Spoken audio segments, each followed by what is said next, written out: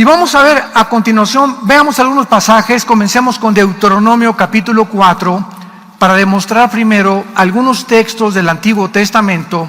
Deuteronomio 4, versículo 30, que hablan de los postreros días y siempre se refieren ¿a cuándo? A los últimos días de Israel. ¿Cuándo será el final de Israel? En el tiempo de la gran tribulación. Ahí Dios terminará con la nación de Israel. Dice Deuteronomio 4, versículo 30, cuando estuvieres en angustia y te alcanzaren todas estas cosas, si en los postreros días te volvieres a Jehová tu Dios y oyeres su voz, porque Dios es misericordioso, es Jehová tu Dios. Aquí está hablando Moisés del tiempo de la angustia, que lo confirma el profeta Jeremías, que serán los días cuando Israel sufrirá más que en cualquier otra época de toda su historia. Deuteronomio 31, versículo 29. Porque yo sé que después de mi muerte ciertamente os corromperán, se apartarán del camino que les he mandado y que les ha de venir, mas en los postreros días, por haber hecho mal ante los ojos de Jehová, enojándole con toda la obra de vuestras manos, habló Moisés a la congregación estas palabras, este cántico, hasta acabarlo. A los que les interese la frase postreros días, es la palabra hebrea acharit, yom, así como suena acharit con CH, yom con Y, a los que les interese profundizar en el hebreo. Veamos otro ejemplo en el Antiguo Testamento, en Jeremías capítulo 30, versículo 29. Jeremías 30, versículo 24, perdón. Jeremías 30, 24. No se calmará el ardor de la ira de Jehová, hasta que haya hecho y cumplido los pensamientos de su corazón. En el fin de los días, entenderán esto. ¿A qué se refiere el Espíritu Santo hablándole a través de Jeremías al pueblo de Israel? Que hasta el final de los días ellos iban a entender por qué Dios se enojó con Israel, porque será al final de los días, en la tribulación, cuando Israel se convierta a Jesús el Mesías. Lo rechazaron, hicieron enojar a Dios, y ahorita Dios está divorciado de la nación de Israel. Isaías 50, versículo 1. Dios le dio carta de divorcio a Israel, pero Israel está pendiente, como en un juego de fútbol, en la banca. No están del todo deshechos por Dios. Están esperando a que venga la tribulación, Dios los meta al horno, que es lo que va a ser la tribulación, y ahí ellos van a encontrar al Mesías. No todo Israel, porque no todos los que descienden de Abraham, de Isaac y de Jacob son judíos. Eso lo sabían, ¿verdad? Es judío el que desciende de Abraham, Isaac y Jacob, no étnicamente, sino espiritualmente. Gálatas capítulo 3 lo explica el apóstol Pablo. Porque nosotros, la iglesia, somos hijos de Abraham. Y el que es de la fe recibe las bendiciones de Abraham. ¿Por qué? Porque la semilla que Dios bendice en Abraham no fue a Ismael, fue a Isaac.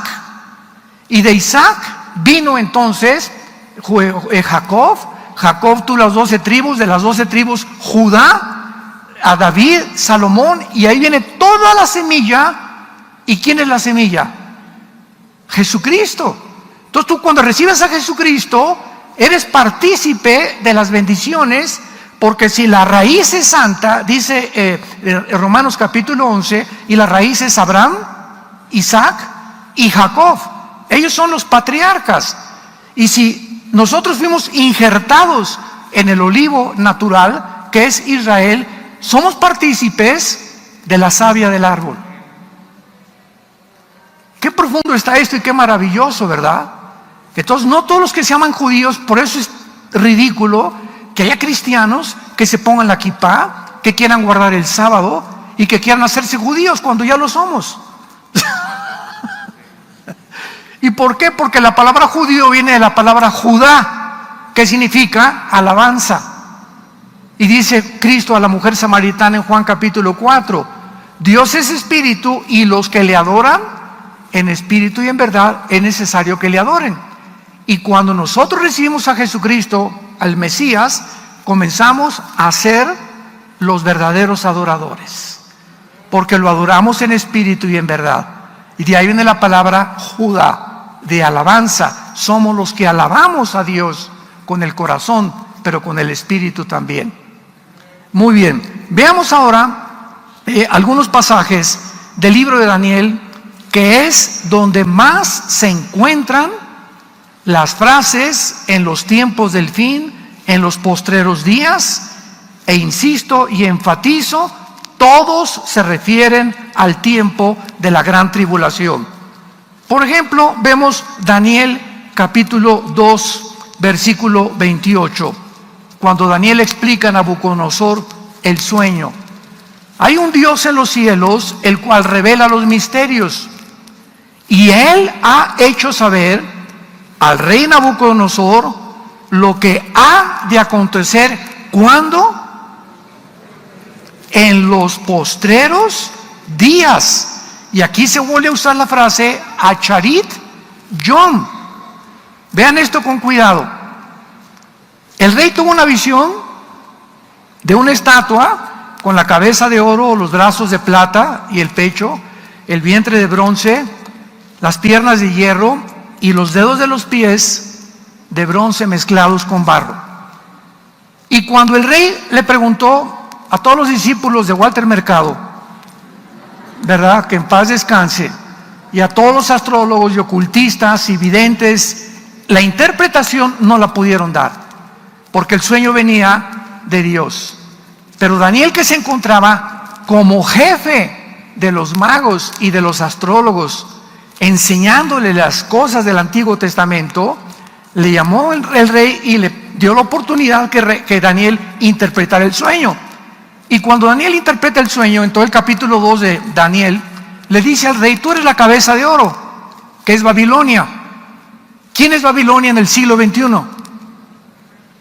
Irak, la nación de Irak, la región geográfica de la Mesopotamia, donde se encontraba Irak, y Siria es actualmente Irak. Tú eres esa cabeza. El brazo y el pecho de plata es el segundo imperio que la historia corrobora que así fue. ¿Quién siguió de los babilonios, señores historiadores? Los medos persas. Y después el tercer imperio que siguió a los medos y que derrotó a los persas, ¿quién fue? Alejandro el Magno, Grecia.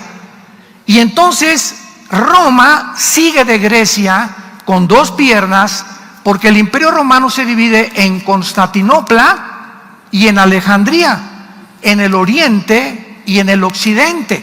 Por eso están divididas las dos piernas. Y de los dedos de los pies, dice la Biblia, que era una mezcla de hierro con barro. Pero el punto que quiero aclarar es el siguiente: si esta visión era para los últimos tiempos de Israel, significa que naciones del anticristo serán Irak y Siria.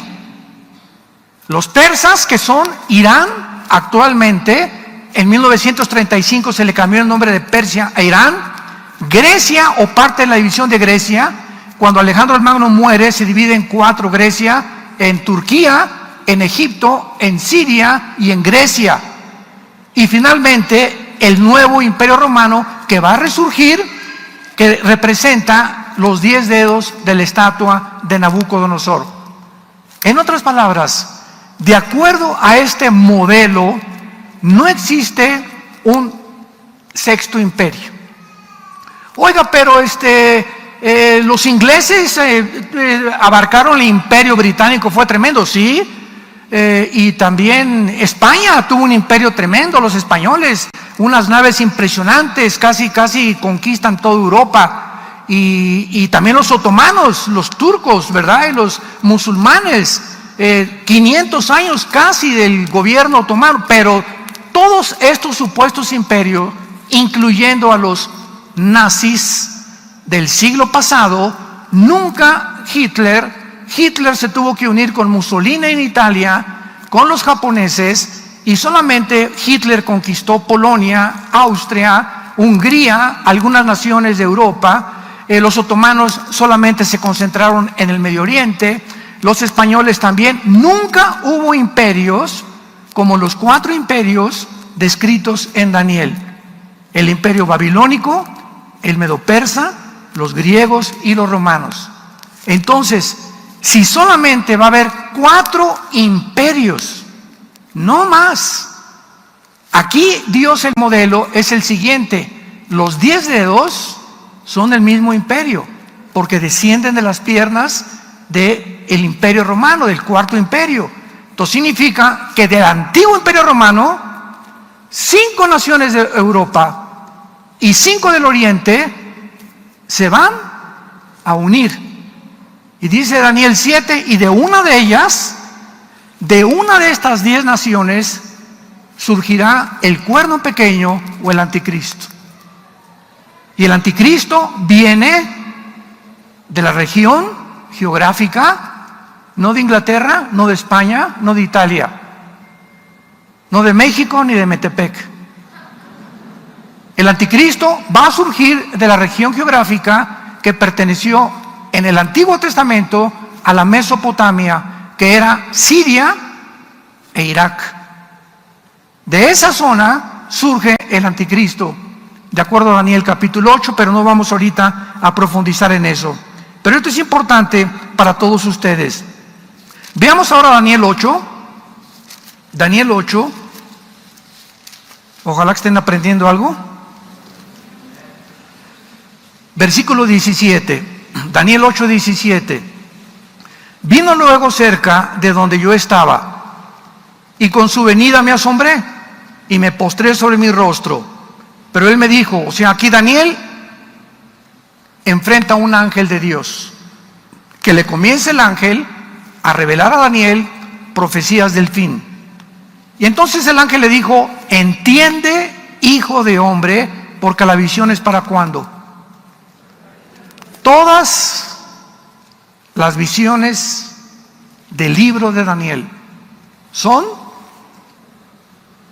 para el tiempo que nos encontramos y lo que sigue, que es la tribulación.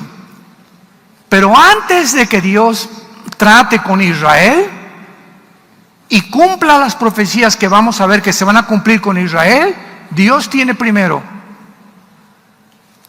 que tratar con nosotros. Dios tiene primero que purificarnos. Y si algo positivo le podemos sacar a la famosa pandemia del año pasado y algunas continuaciones y secuelas que continúan, es que Dios purificó como no se imaginan ustedes. Ustedes no tienen idea de cómo barrió Dios la iglesia en el mundo entero. Probó líderes, probó misioneros, probó cristianos, probó motivos por los cuales muchos sirven a Dios. El miedo paralizó a muchas personas.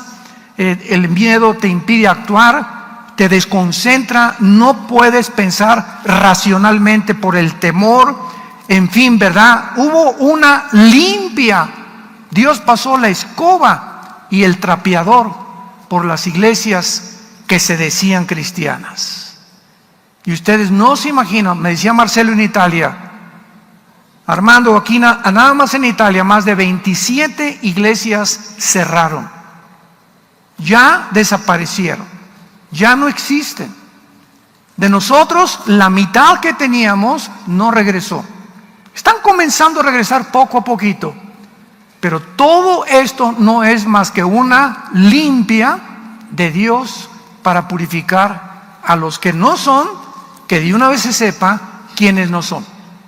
Porque las iglesias estaban llenas de cristianos entre comillas, profesantes, que iban y regresaban el domingo, el lunes, martes y miércoles, volvían a ser Juan Camaney, volvían a ser el Charrascas y el Juan Charrasqueado. Llegaban el domingo y tenían cara de San Clodomiro, pero en sus casas nunca su vida fue cambiada, su matrimonio nunca fue estructurado, sus hijos nunca vieron el ejemplo de sus padres, y hay millones de jóvenes decepcionados de sus padres, de la hipocresía de sus padres. Estaba leyendo hoy en la mañana en una página de las que ya están saliendo sin censura, que hubo más suicidios en Europa y en Japón y en Estados Unidos que la cantidad de muertos por la pandemia. ¿De qué suicidios está usted hablando? Me preguntarás. Entre niños de 12 a 18 años.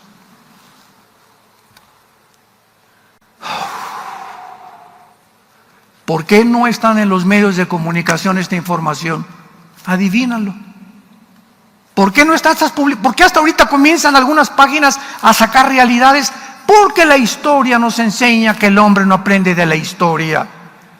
Hasta que llegó Inglaterra a Berlín en la Segunda Guerra Mundial, con los canadienses, con los norteamericanos y con los rusos, porque Stalin se unió a Inglaterra y Estados Unidos contra los nazis, hasta que llegaron a Berlín, después de casi 5 años del 39 al 45, 6 años de Segunda Guerra Mundial, nadie se enteró lo que estaba haciendo, la maldad que se encontraba detrás de Hitler. Los experimentos genéticos que hicieron con millones de personas. Y cuando los alemanes, 85 millones de alemanes, abrieron los ojos y se dieron cuenta de lo que había pasado, dijeron, pero no puede ser. Si tenían caras de buenos, el país iba adelante y se levantó la Volkswagen, inventaron el carro Porsche, sacó a los comunistas de Alemania Hitler, mandó construir casas, etcétera, etcétera. Era el frente. Siempre tienen algo que tener, una cortina de humo para que el diablo trabaje a gusto.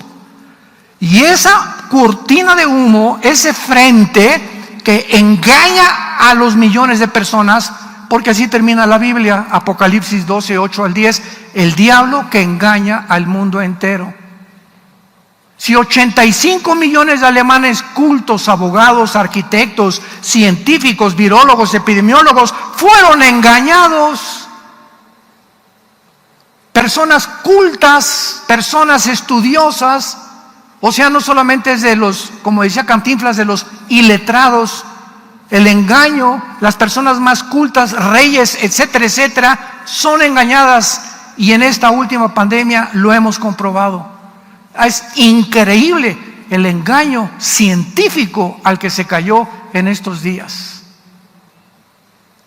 Pero no aprendemos de la historia. Y ahorita, antes de que venga la tribulación a los judíos, Dios está probándonos a nosotros. Y dice 1 Pedro capítulo 3, porque el juicio comienza en la casa de Dios. Dios te va a probar. Dios te va a probar y Dios te va a probar. Y va a ser bajo el fuego donde Dios nos va a probar. Y ahí se va a manifestar el calibre con lo cual estamos hechos. A través del fuego de la prueba de Dios. Y veamos en último lugar en Daniel 12. Ya todo el capítulo 12 de Daniel culmina con la gran tribulación. Dice el versículo 1, Daniel 12, en aquel tiempo. ¿De qué tiempo está hablando? Está hablando del tiempo kairos en el griego, que es la palabra et, ed Enrique, t de tío, h en el hebreo, et, que es igual a kairos, en un tiempo específico. Está hablando el Espíritu Santo en el tiempo de la tribulación, porque todos los últimos versículos del capítulo 11 son las guerras del anticristo. Entonces, está hablando, en aquel tiempo se levantará Miguel. Y esto concuerda con Apocalipsis 12, en aquel tiempo habrá una guerra cósmica en el cielo, Miguel y sus ángeles peleaban contra Satanás y sus ángeles. En la tribulación habrá una confrontación en el cielo cósmica entre el arcángel Miguel y Satanás y sus ángeles. Va a vencer Miguel desde luego, y Satanás y sus ángeles, Apocalipsis 12, serán lanzados al planeta Tierra. Imagínense estos 7 años en este mundo. Si ahorita estamos padeciendo bastante de muchas cosas, en el tiempo de la tribulación, Satanás baja personalmente al mundo, acompañado de cientos de miles de ángeles caídos, tal vez disfrazados de extraterrestres, o tal vez sean los 10 gobiernos que va a tener el anticristo, que estos gobernantes están poseídos, como Alejandro el Magno fue poseído por un principado satánico. Este gobierno del anticristo serán poseídos por ángeles caídos, y además, Apocalipsis 9, se va a abrir el infierno. Millones de demonios saldrán del abismo y atormentarán a los seres humanos por más de 5 o 6 meses. Y agrégale que el anticristo va a hacer señales, el falso profeta, señales y prodigios. El mundo, si ahorita estamos siendo engañados en muchas cosas, imaginémonos cuando haya fenómenos sobrenaturales y fenómenos cósmicos. Ya los ovnis van a desaparecer en el tiempo de la tribulación. Los que tripulan los ovnis son los que van a bajar aquí, disfrazados de extraterrestres. Todo está preparado para la consumación del plan de Dios.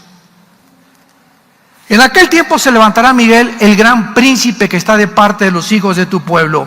O sea, la Biblia menciona que Miguel, el arcángel, es el que defiende a la nación de Israel.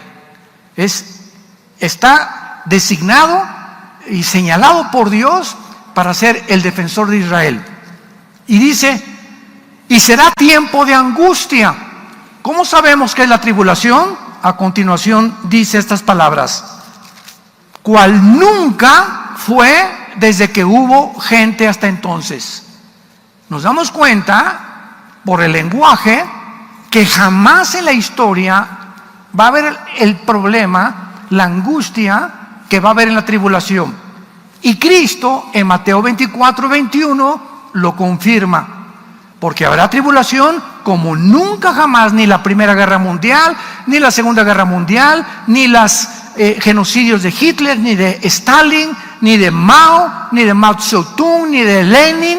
Nada se va a comparar con los 7 años de la tribulación, donde gracias a Dios, si tú eres hijo e hija de Dios verdadero, es tiempo que le entregues tu vida a Jesucristo.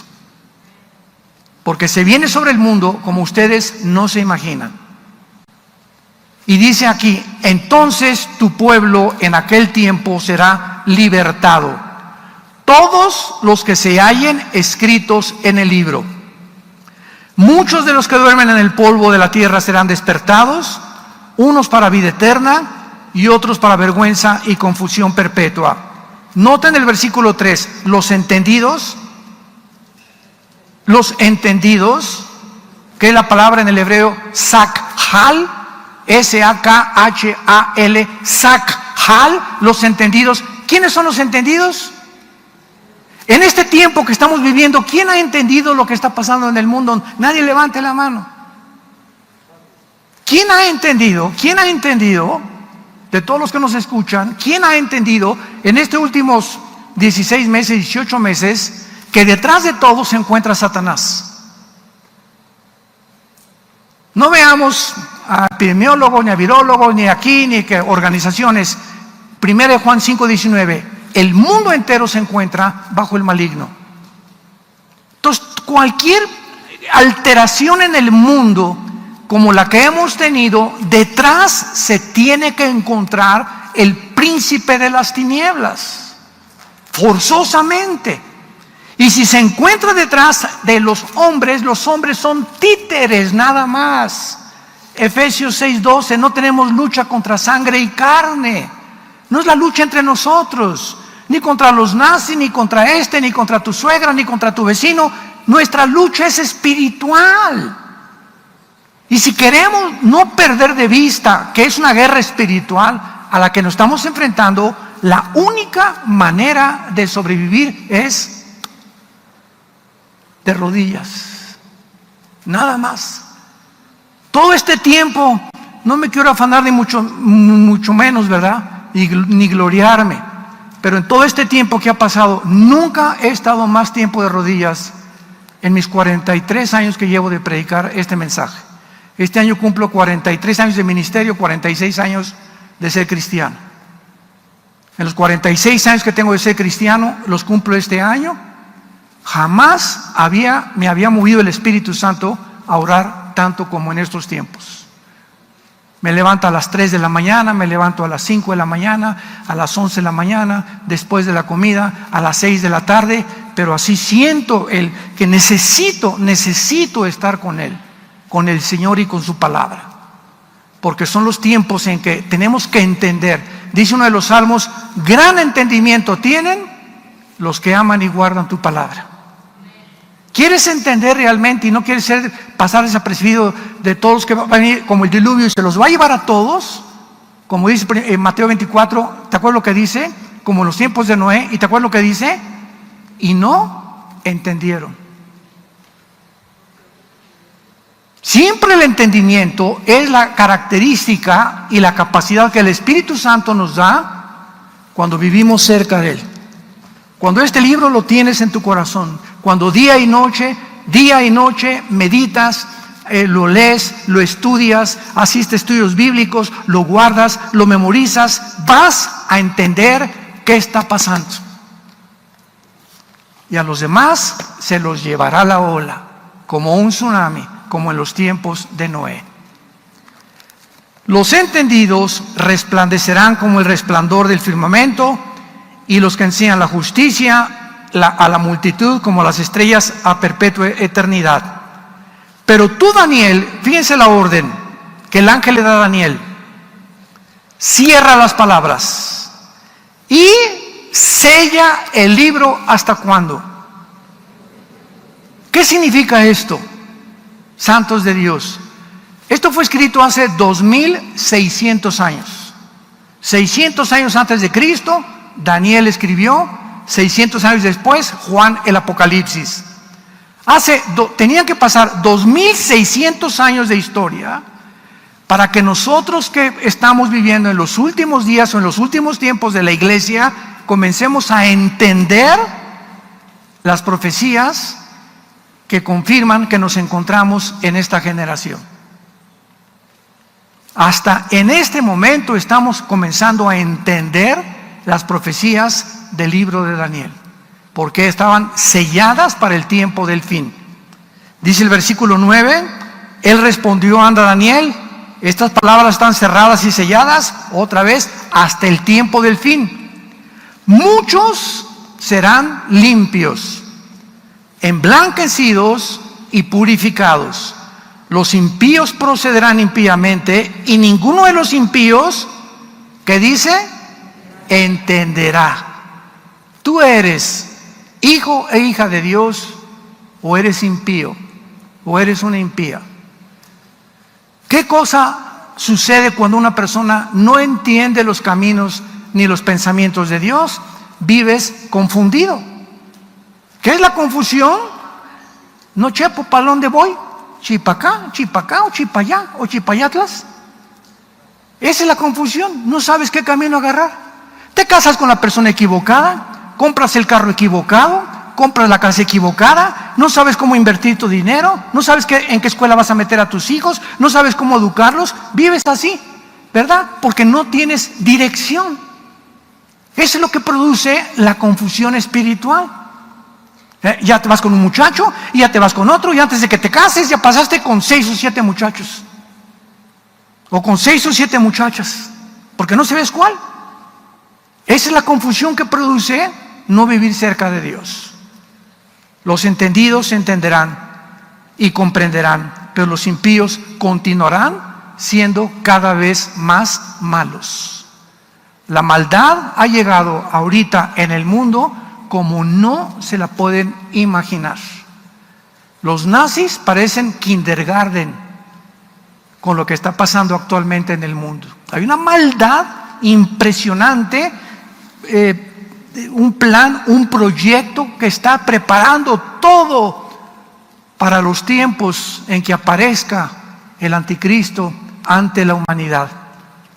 Y para terminar, veamos ahora en el Nuevo Testamento las frases de los postreros días, los últimos días, para saber y contestar la pregunta: ¿en qué tiempos entonces nos encontramos?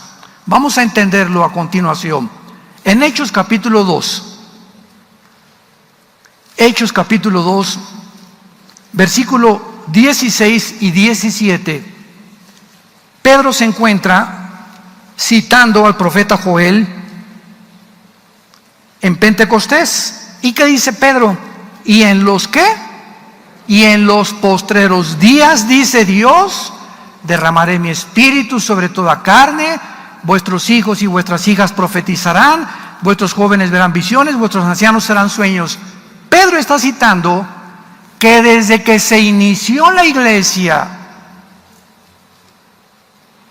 atención, desde que se inició la iglesia hasta que seamos sacados del mundo, nos encontramos en los últimos días de la iglesia, no de Israel.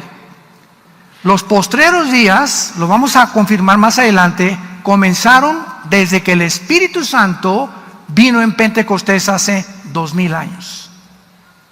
Nos encontramos en los últimos días o en los últimos tiempos de la iglesia.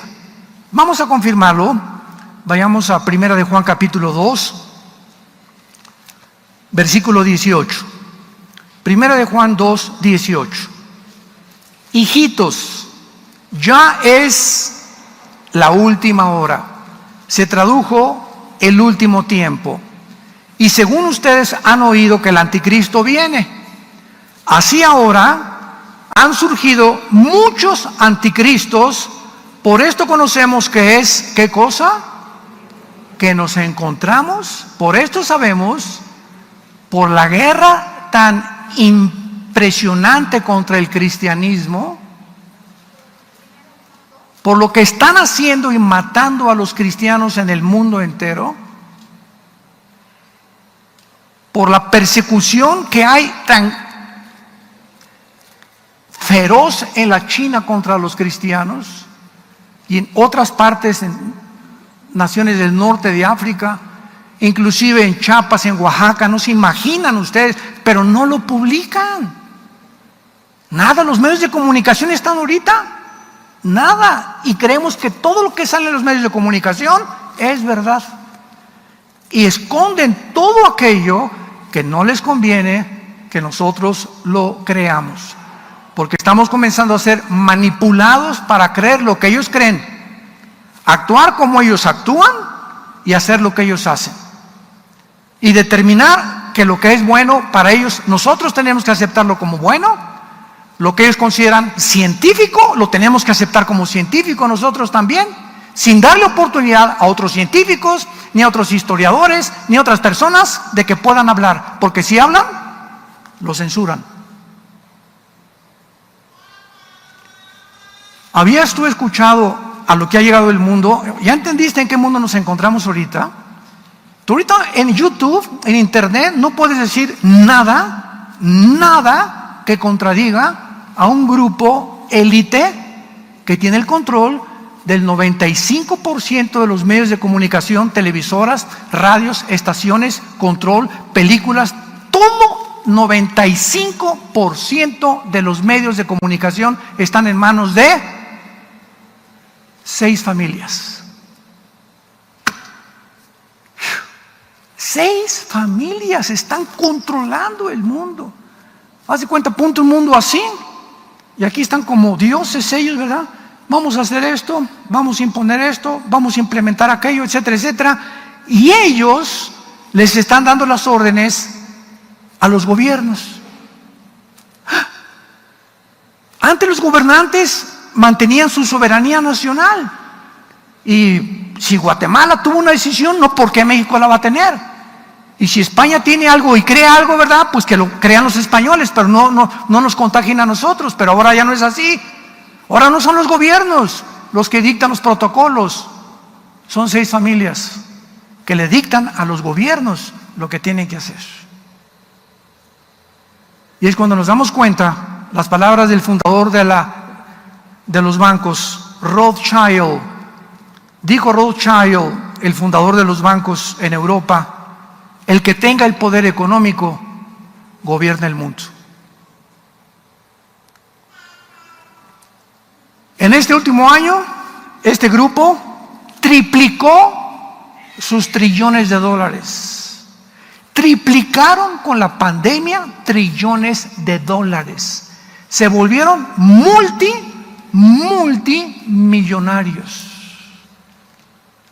Y como el poder enferma y el poder absoluto corrompe absolutamente, imaginémonos a este grupo de personas que tienen ahora el control de los gobiernos para quitarles a los gobiernos su soberanía nacional, lo que pueden atreverse a hacer, y esperémonos a lo que van a seguir haciendo. Pero los entendidos lo van a entender. Veamos otro pasaje en Primera de Pedro, allá más atrás, no te regreses hasta el Génesis. En Primera de Pedro vemos otra vez otro del capítulo 1, versículo 20, que nos confirma que nos encontramos la iglesia en los últimos tiempos, desde los tiempos de los apóstoles. Pedro, Primera de Pedro 1, versículo 20, está hablando de Jesús, de Jesucristo, y dice: ya destinado desde antes de la fundación del mundo, pero manifestado, ¿cuándo? ¿Cuándo entró Jesús al escenario mundial? En los postreros tiempos. Desde el tiempo de los apóstoles hemos comenzado a vivir la última etapa de la humanidad. Y esta etapa no puede pasar de 2000 años. Fueron 2000 años de Adán a Abraham. 2000 años de Abraham a Jesús, ya van 4000. Y de Cristo a nuestros días van a pasar 2000 años, para que se terminen los 6000 años, que son paralelos a los 6 días de la creación, y el séptimo día, que es el milenio, entremos al descanso o al reino milenial preparado para Jesucristo, para los entendidos. Esto es maravilloso, porque esto nos coloca, nos ubica en una posición, ¿verdad?, en la que podemos entender que toda esta época de la iglesia está considerada como los últimos días. Sin embargo, no es lo que la mayoría de los cristianos, para terminar, entienden cuando preguntan: ¿estamos viviendo en los últimos días?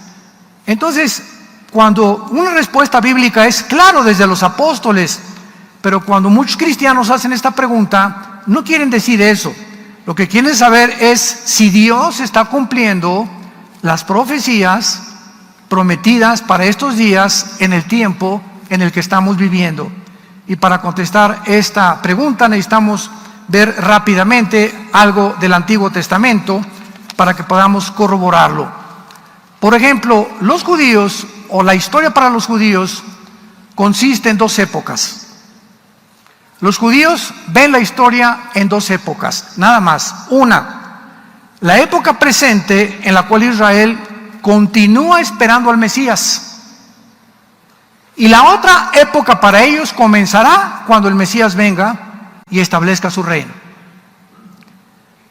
Un tiempo de juicio, de devastación, de liberación de Israel antes de la venida del Mesías será para los judíos el último tiempo, los últimos días para ellos. Y el lenguaje que se usa en el Antiguo Testamento para los tiempos finales es para referirse al tiempo de la tribulación. Lo vuelvo por tercera o cuarta vez a repetir. La frase los últimos tiempos, postreros tiempos en el Antiguo Testamento se refiere a los tiempos de la tribulación, o sea, el tiempo que culminará con la segunda venida de Jesucristo para este tiempo y reino milenial. Y vemos nosotros claramente que entonces nos encontramos en los últimos días, desde que comenzó la iglesia pero no estamos en los últimos días de la nación de Israel. En primera de Pedro 4:7 dice así, este versículo me encanta, siempre que contesto correos les mando este versículo. Primera de Pedro 4:7, mas el fin de todas las cosas se acerca. Sean sobrios y velen en oración. ¿Quieres un consejo? Primera de Pedro 4:7, te lo acabo de dar. El fin de todo ya terminó. Nos encontramos en una generación maravillosa, testigos de que este libro es la palabra de Dios, que no hay nada ni torcido ni perverso en este libro. Todas las cosas que están escritas en este libro son rectas para los que entienden y razonables para los que han encontrado la sabiduría. Porque la palabra de Dios es viva y eficaz y más cortante que toda espada de dos filos. Y en esta mañana ha entrado para partir y dividir tu alma y tu espíritu, las coyunturas y tus huesos. Y para que tú puedas entender que una vida tienes, una vida tenemos, una sola, no dos ni tres, una. Porque no hay purgatorio, no hay limbo, no hay reencarnación. Una vida tenemos para que hoy, que escuchas esta palabra, hagas firme tu convicción con el Señor Jesucristo, que fue crucificado, fue enterrado y fue resucitado a los 3 días. Y ahora se encuentra sentado a la diestra del Padre, esperando venir por nosotros. Pero mientras viene por nosotros, Él se encuentra intercediendo por nosotros, para que nuestra fe no falte.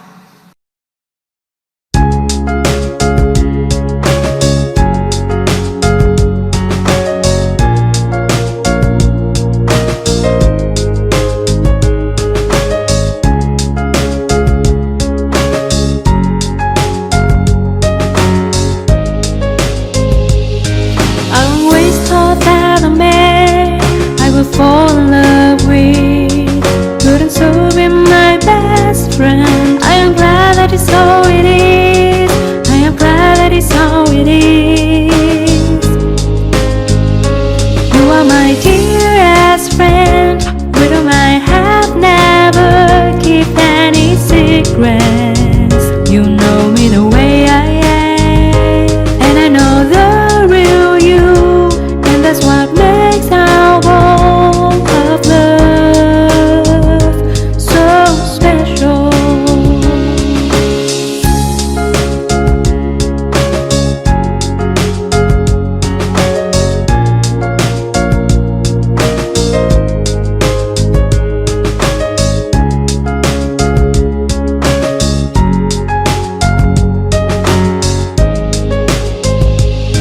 I always thought that a man I would fall in love with couldn't so be my best friend. I am glad that it's so it is. I am glad that it's so it is. You are my dearest friend, with whom I have never kept any secret.